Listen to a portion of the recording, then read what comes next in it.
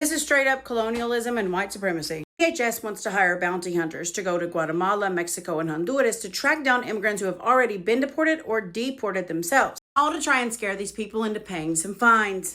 It's directly related to the $84 billion in civil fines that they issue to illegal aliens. And both of those are directly caused by this executive order issued on his very first day back in office, in which he uses an obscure immigration law from 1996 to establish a fine of $998 per day. Side note, this administration also offered to pay immigrants for self-deportation and erase any fines. Spoiler, they lied. So what are these bounty hunters supposed to do with $9 million over 2 years? After they locate the person, the only other requirement is to hand out a flyer detailing the fines. So why do I say this is white supremacy and colonialism? Because it's a tactic that's been used before. Financial penalties, confiscating property, and even a Reich flight tax. All tactics used by Nazi Germany. The Trump administration might be using it in reverse, but the end goal is the same. Forced poverty on marginalized communities. From 1933 to 1937, Jews trying to flee Nazi Germany lost anywhere from 30 to 50% of their wealth. By 1939, that significantly increased. A lot of Jewish people lost 100% of their net worth. That wasn't the only financial penalty imposed. For example, after Kristallnacht, they imposed a penalty of 1 billion Reichsmarks on Germany's Jewish population. Even though you can't collect this on foreign soil, that doesn't stop them from using this as leverage against mixed status families. And maybe that right there is the entire point, to force poverty